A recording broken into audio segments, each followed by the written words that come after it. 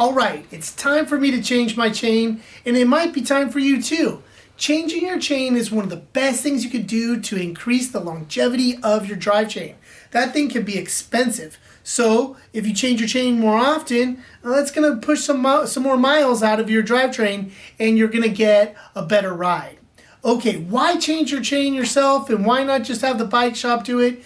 Because a chain is something that can fail on a bike ride, and being the master of your equipment is so important, especially when you're out in the woods riding deep and your chain breaks or whatever. Now, having familiarity with your chain and your type of chain is very important. Now, this is the SRAM chain for an 11 speed. You got to make sure you get the right one. This is for my other bike. This is a 9 speed. I also recommend whenever you buy these, buy maybe one master link, one of the gold strong master links, or like I just did when I got my 11 speed, I got 4.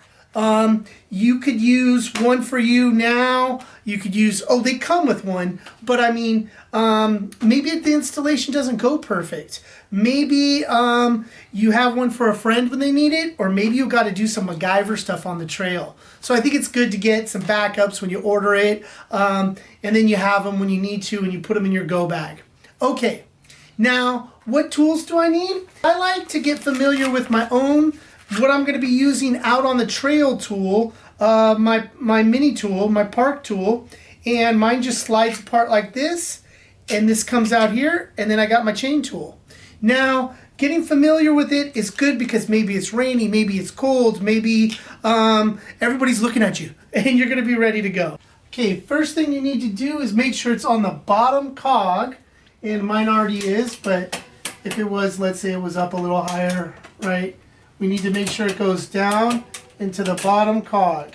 That's where we're going to want it to be. So now I'm going to take off my SRAM chain, and basically you just should be able to do this by hand, and you wiggle it back and forth, and your chain comes off. Now, SRAM has this master link, and drop one side, and I drop the other, and I take out the master link. Once you've taken these out, I wouldn't use them again. You could keep them for spares if you want, or you could see this Mojo bracelet by Mojo Bracelets has links in it, which is pretty cool, and it has little spacers and everything too. But once you've taken it out, I'm not really big on using these again. Okay, now I want to make sure that I understand how my chain works, where it goes through, and how it comes down and around. Now, it's pretty easy for me because I just have one gear up front and 11 speed in the back. Now, this is super important. If you have a SRAM stage 2 or better, what you do is you pull this down, and right here is a lock button. You just go ahead and push it, and it locks. Oh my gosh, that's such a cool thing to have. And then what you're going to do is just basically pull your chain and pull it on through your drive chain. Now what I would do is take my chain and lay it on the ground next to my new chain I just purchased. I'm not going to do that step because I already did. But basically what you do is you line up the chains, and then you see how many links you have to remove. On this one, it was just a few. And it was right here, and I broke the chain right there, and it's very simple. You just, if this was together and it had the pin in it, take my chain tool. I like to use, I have a chain breaker that's just made for breaking chains, but I like to use my tool that I'm going to be using on the trail because I get more familiar with it. And basically it works like this. You just put your chain inside the chain tool, and then you take the 4mm end and you push it, and you want to make sure that it is flush.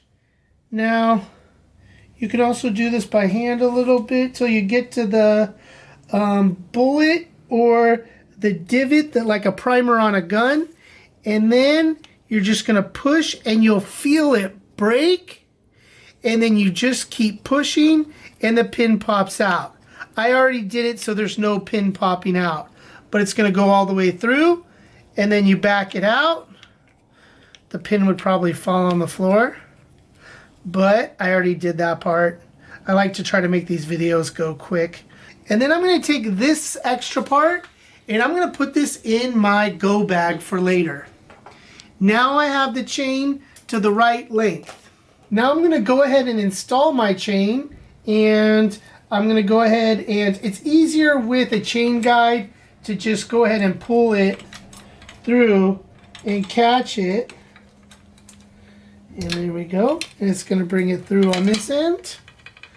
And then over here, we are going to have this. Remember, we put it on the lowest rear cog, the one closest to the frame. And I am going to feed that through. And this keeps my tension over here. Now you got to remember your order. It goes over your top cog, and then it goes under. There's a little piece in here, and make sure that you put it before that. And then you put it on the bottom cog, and you spin it around, and then you got your tension. Okay, now it's time for me to put my master link in. And I got it just about where I want it, so I'm going to have about even space for torque. Okay, so what we're going to do is we're going to join these together, and initially they're going to fit inside the little parts, and then with tension they're going to pull and they're going to lock into place. Now I'm starting on the bottom, and my arrow is facing the direction of the chain. We're not going to lock it into place until it is on the top, but right now we got it locked out. So we go ahead and pull this one up, and we push it through, and we get this guy, and we're going to pull it together. If you don't have a single speed up front, some people like to completely take the tension off and set the chain down in here, but it's really easy with a single speed up front. And now I'm going to go ahead and match these guys in their first hole, which sometimes takes a little bit of fumbling. Okay, now what I'm going to do is I am going to pop out my lock, and now we're good. And here is my, where'd it go? It's right there. I'm going to push it through, and I come back around until I see that puppy right in the middle. It's right there. Now what we have to do is get this to lock into place, and we're going to do that on the ground. Okay, here we go. Holding your front brake, you go ahead and just push a little bit, and then it locks in. I don't know if you heard that little tink, but it locked in, and I'm going to go ahead and check. It's right there, and it's locked in perfectly. And there's no torque on either side of it. It's straight. If you have any problems where this got bent at any time, and as you run through the gears it's not right, if so, that's why it's always good to have extra of these power links, and I just redo it. It's so easy. But now I'm going to go ahead and put it back in the stand and run through it and make sure it's solid. Alright, replacing your chain is great periodic maintenance, and another really important one is your shifter cable or shifter cables. I'm going to do my shifter cable next, so if you're interested, please check out that video. That's going to be another really fun one to do, and important one to know, so you are the master of your own equipment and you can handle anything when you're outdoors riding your bike.